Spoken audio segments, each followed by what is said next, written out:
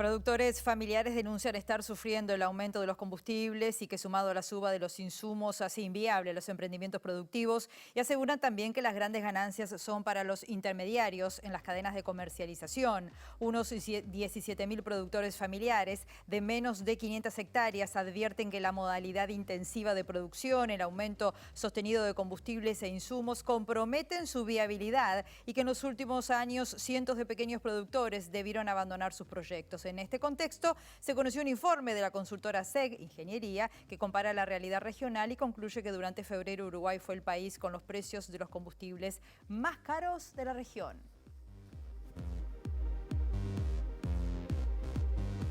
¿Qué tal? ¿Cómo están? Bienvenidos a MBD Noticias. Compartimos con ustedes los principales titulares.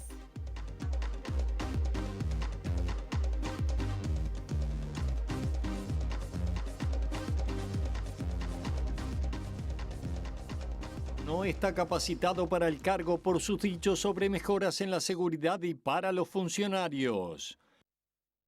Campaña del Sí cerrará rodeando el estadio mientras el 24 de marzo Uruguay enfrente a Perú en las eliminatorias del Mundial de Fútbol Qatar 2022. El Sindicato Médico del Uruguay considera inaceptable la propuesta del Poder Ejecutivo planteada ayer sobre redistribución del personal de Casa de Galicia. Con marcha y acto en el platense, FUCBAN se moviliza hoy en Montevideo en reclamo de reducción de intereses en los préstamos y en apoyo al sí. Dos hermanas dirigen una barraca junto con su madre, rompiendo estereotipos sobre trabajos tradicionalmente asociados a los varones.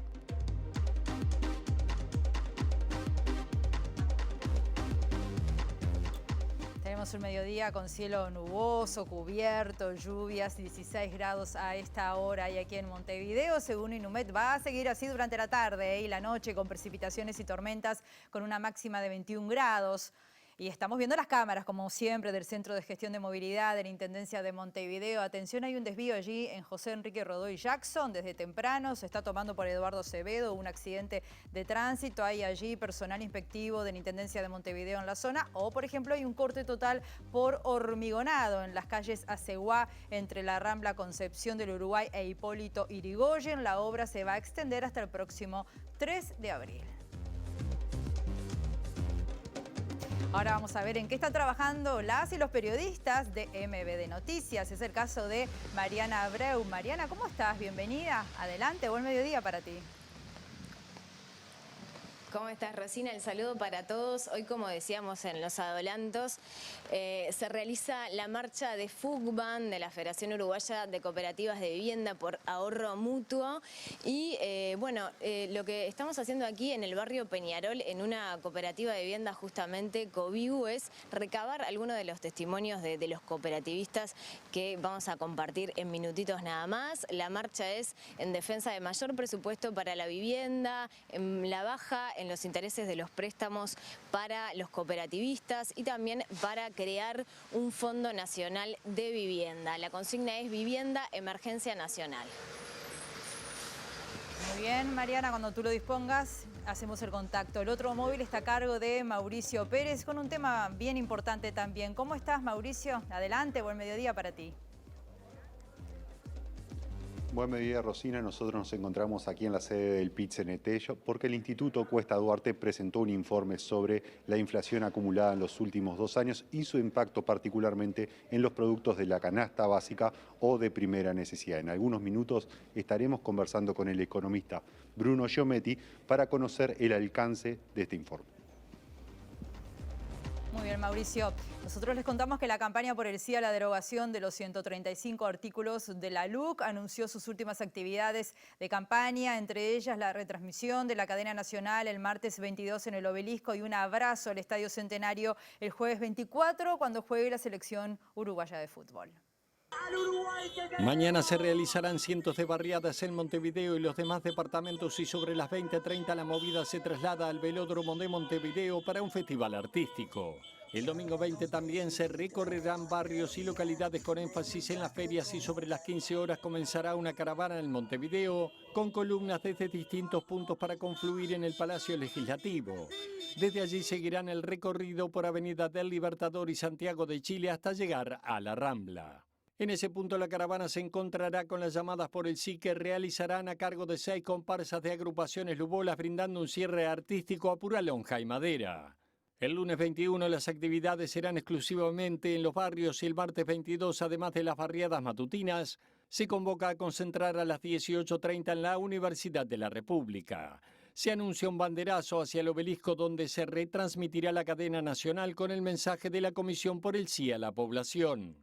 Los días siguientes serán de barriadas hasta el 24, cuando los organizadores convocan a rodear el Estadio Centenario, mientras juega la selección frente a Perú, último acto ya que desde el viernes 25 regirá la veda electoral.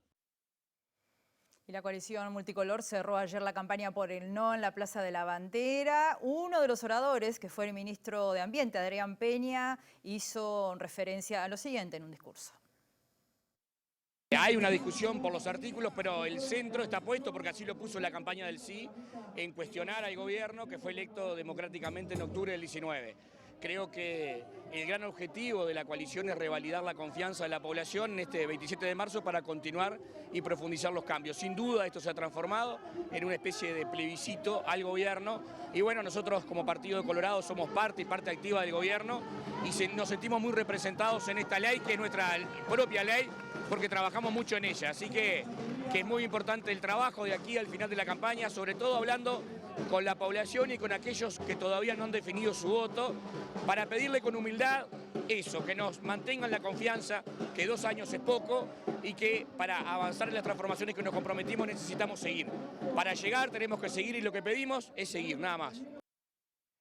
UNESCO y Electoral Check están advirtiendo en países donde se van a desarrollar elecciones sobre posibles campañas de desinformación que perjudican la democracia. En los próximos días se va a presentar un centro de recursos digitales de América Latina y el Caribe dedicado justamente a combatir los contenidos falsos y erróneos que circulan en la región en tiempos de elecciones.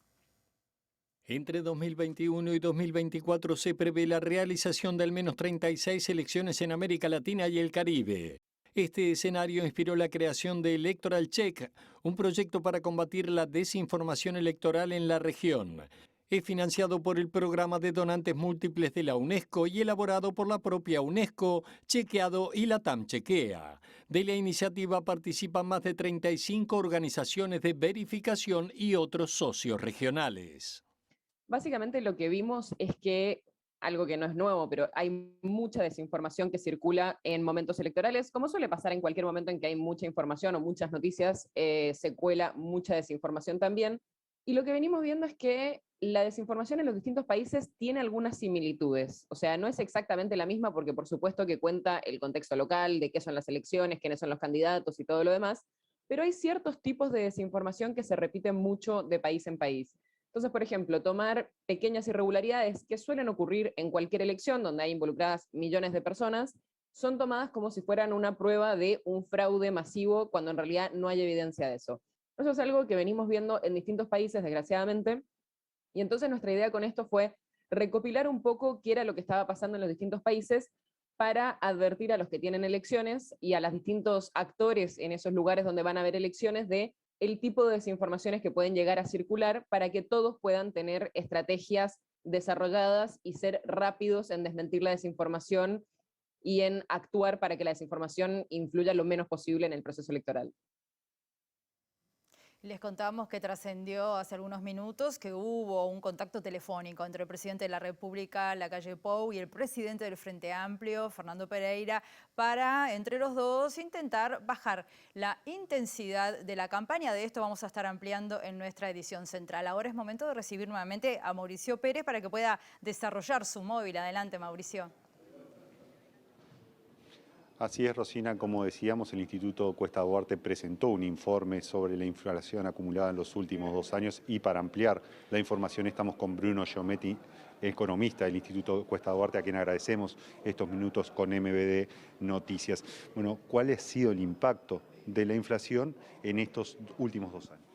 Bueno, nosotros lo que pudimos relevar es que en los últimos 2 años la inflación medida por el IPC solamente en 2 meses de los 24 transcurridos en ese periodo estuvo dentro del rango meta del gobierno y en los otros 22 meses estuvo por encima, o sea que el problema de la inflación elevada, podríamos decir, no es algo de los últimos días o de las últimas semanas, sino que ya viene siendo un fenómeno persistente en los últimos años y bueno, se agrava en la perspectiva de que ya en los últimos meses, además desde mediados de 2021, venía habiendo una aceleración que llevó la inflación de febrero de este año a un nivel de 8,9%, que es un nivel importante, y que en los próximos meses, visto lo que está sucediendo en Ucrania, es bastante probable que la inflación se siga profundizando y eso, bueno, obviamente que es motivo de preocupación para todos los sectores de la población que vivimos de ingresos fijos, ¿no? Se destaca un impacto en algunos sectores específicos de los consumos que debe realizar la población.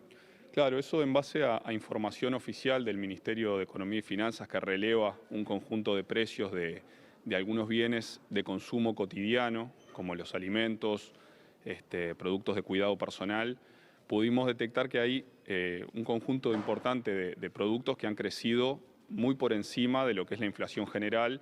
Eso obviamente tiene un impacto en la población, primero porque son bienes de consumo cotidiano, cosas de todos los días, entonces también se percibe de forma más importante por la población y particularmente en el caso de los alimentos, los bienes de cuidado personal, algunos servicios públicos como el supergas, el combustible, han crecido en estos 2 años por encima de la inflación general y es a los sectores de menores ingresos a quienes más afecta relativamente el aumento en esos productos. Entonces podríamos decir que además de que la inflación es más alta o perjudica más especialmente a los sectores de ingresos medios y bajos. Es decir, inflación diferencial, pero también un impacto diferencial por nivel de ingreso. Exacto. Y lo otro que vemos también es que esto hay que verlo en un contexto donde los salarios y las jubilaciones ya hace 2 años que se vienen ajustando por debajo del ritmo de la inflación. Entonces, la inflación no solamente es alto el porcentaje visto de por sí,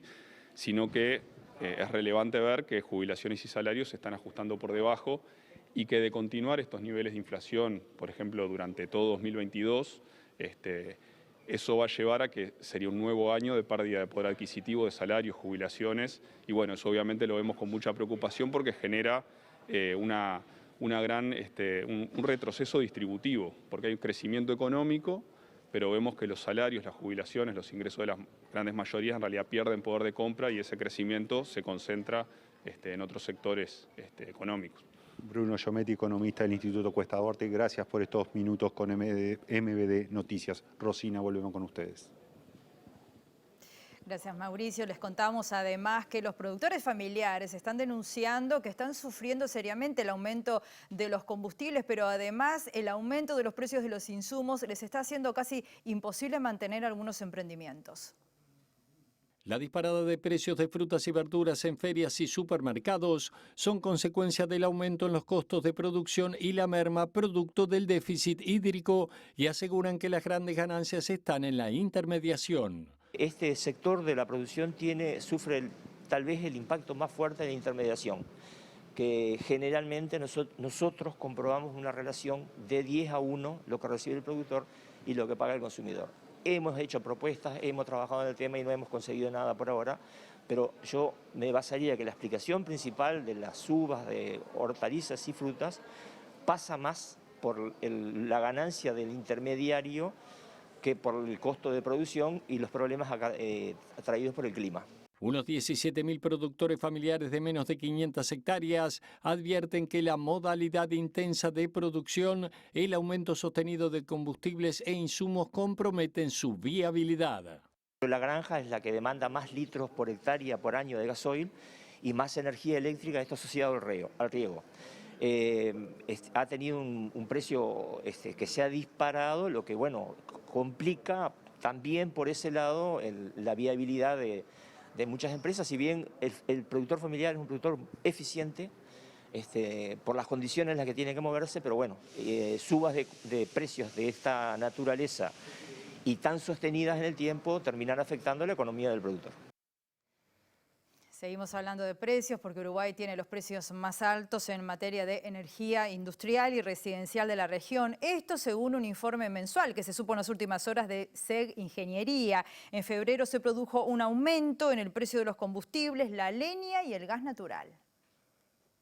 El precio de la energía industrial media tensión en febrero fue de $117 por megavatio hora, por encima de los costos de Chile, Argentina, Brasil y Paraguay.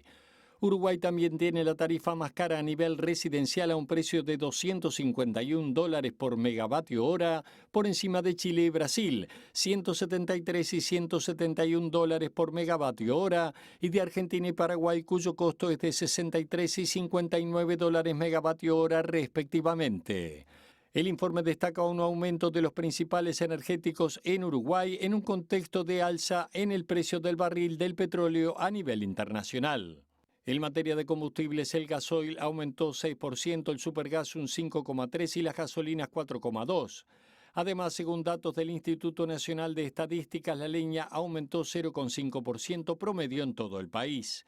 El gas natural fue el único energético que registró una caída durante febrero en el orden del 1,2%. Los datos muestran un incremento mensual de 0,93% en el índice de precios de los energéticos industriales, con una variación interanual del 7,59%, al tiempo que la variación a nivel residencial se ubicó en 0,64% para un incremento de 6,4% en el año móvil. Y este jueves, mientras empresarios interesados en una posible asociación con ANCAP visitaban la planta de Portland de Paysandú, trabajadores de la empresa y tercerizados se manifestaron denunciando que el ente vende el cemento a empresas privadas que los embolsa con su marca para sacarlo al mercado. Esta fue la quinta visita de empresarios a la fábrica sanducera y, según denuncian los trabajadores, hay 11 oferentes interesados en asociarse con el ente. Esto quiere decir que el negocio es rentable, aseguran. Y nadie nos da una respuesta qué es lo que va a pasar con nosotros. O sea que sin duda que esta asociación disfrazada, que es una privatización, nos va a dejar en la calle a más de 400 familias que dependemos de esto, ¿no? Ya te digo, no hay una respuesta y sin duda, viendo cómo le han dado esa supuesta fama de decir que el horno está podrido, como lo dijo el propio presidente, que realmente ahora hay una auditoría que estamos esperando los resultados. La Federación ANCAP rechazó las afirmaciones del presidente Lacalle Pou en Minas, donde acusó a los trabajadores de no reclamar por la instalación del horno 3. Exhortamos al presidente que pida las transcripciones de la Comisión de Industria del Senado y la transcripción de la Comisión de Industria de la Cámara de Representantes, en la cual estuvimos en un montón de oportunidades. En esas oportunidades reclamamos por la instalación del horno 3 y estamos hablando del periodo 2015-2020. Y no es menor tener acceso a esas transcripciones porque nos hacen más que informar y darle luz a lo que está diciendo el presidente, que nosotros no hicimos nada en periodos anteriores. Las legisladoras del Frente Amplio, Sandra Lazo y Cecilia Botino, se interiorizaron de la situación. Botino, diputada por Paysandú, recordó que referentes políticos de todos los sectores del departamento han manifestado su apoyo al proyecto productivo del Portland y denunció que este es un intento privatizador del ente petrolero. El sindicato policial de Maldonado aseguró que la seguridad no ha mejorado nada en ese departamento y además cuestionó al ministro del Interior, Luis Alberto Heber, por decir que a los barrios volvieron las carteras. ¿A cuál barrio volvieron las carteras?, se pregunta el sindicato policial de Maldonado en un comunicado público donde critica al ministro del Interior, Luis Alberto Heber, por sus dichos en un acto del NOA a finales de febrero en Montevideo. Según el sindicato, la realidad tira por tierra los dichos del ministro. La seguridad pública no ha mejorado en nada, siguen los mismos problemas sociales donde se origina el delito y las cárceles están cada vez peor, siendo un problema al que el Estado no le encuentra solución. Para el sindicato, el ministro no está capacitado para el cargo, lo que demuestra cada vez que se manifiesta en los medios de prensa.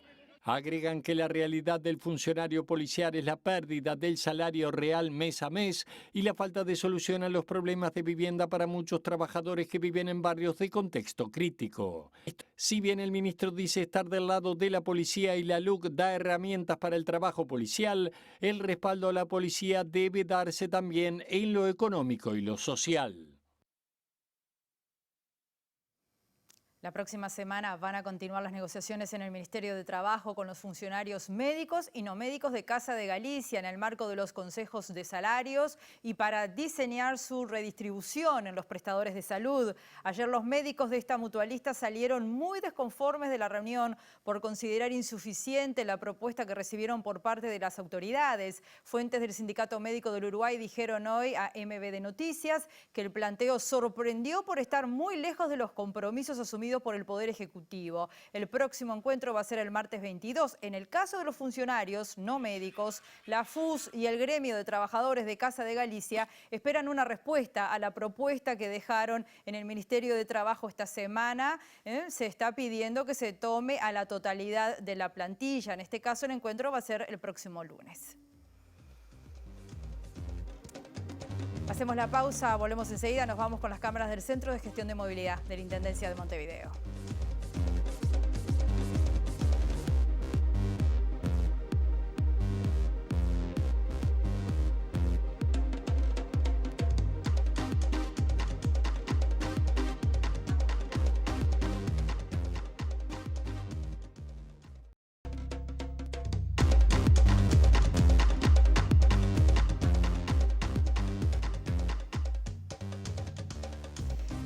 Segundo bloque de MBD Noticias. Vamos a recibir nuevamente a Mariana Abreu desde Peñarol. ¿Cómo estás, Mariana? Adelante. Rosina, todo bien. Como dijimos, hoy a la tarde es la marcha y acto de la Federación Uruguaya de Cooperativas de Vivienda por ayuda mutua de FUGBAM en reclamo de mayor presupuesto para la vivienda, también de bajar los intereses de los préstamos para los cooperativistas, de crear un Fondo Nacional de Vivienda. La consigna es Vivienda Emergencia Nacional. Y nos vinimos a Peñarol, al barrio Peñarol, a la cooperativa Cobigú, para hablar con un cooperativista de larga data, Carlos Casela, que nos recibe aquí en su casa. Más de 40 años de cooperativista. ¿Cómo ha sido esta experiencia? Bueno, la experiencia es buenísima. A mí la federación, el cooperativismo me enseñó a tener conciencia, dignidad y la solidaridad, que creo firmemente que es lo más importante. ¿Cómo se prepara?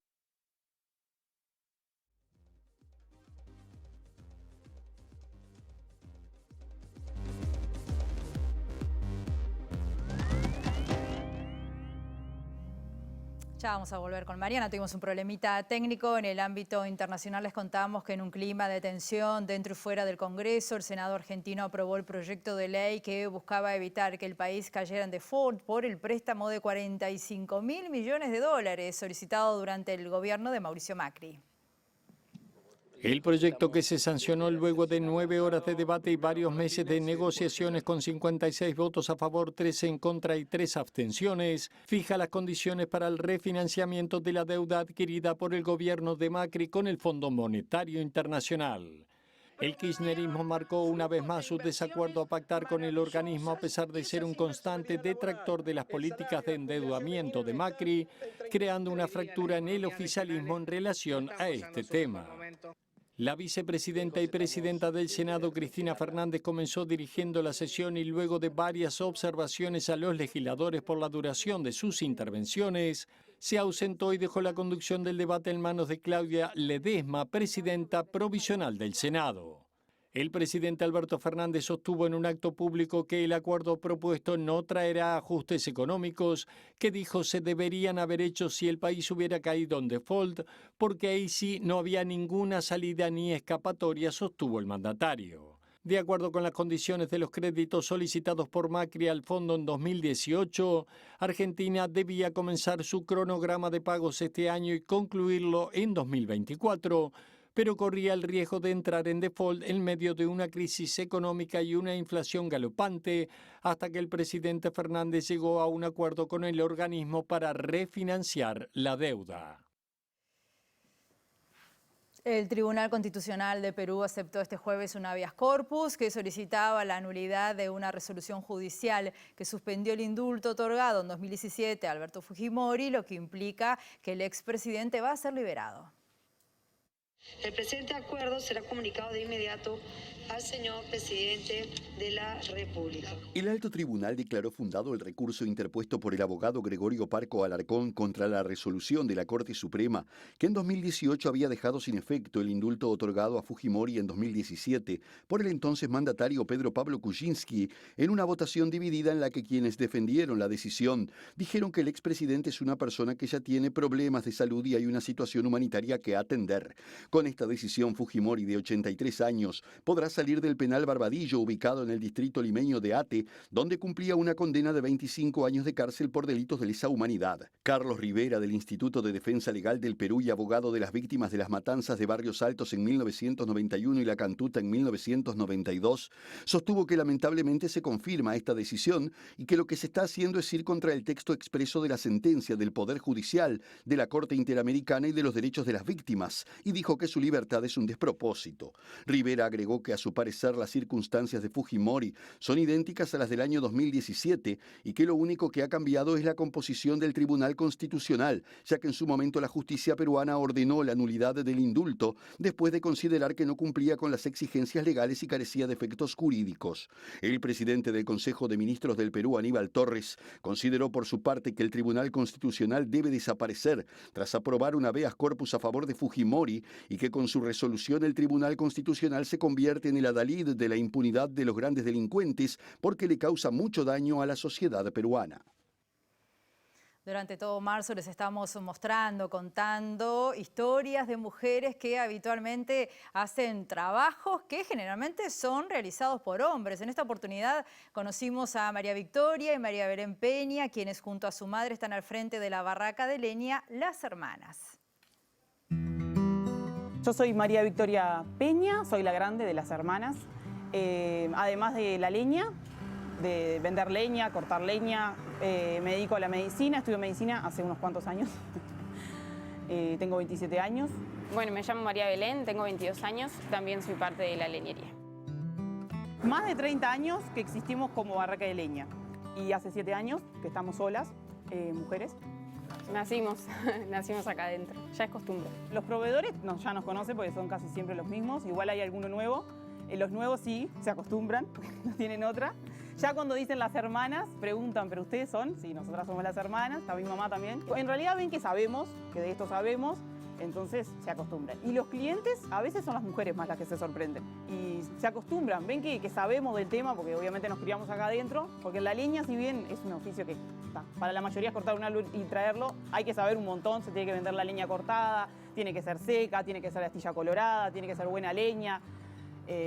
Cuando ven que conocemos de la madera del árbol que viene y que les hablamos, como que ahí nos toman confianza y dicen, sí, mira, saben, es verdad.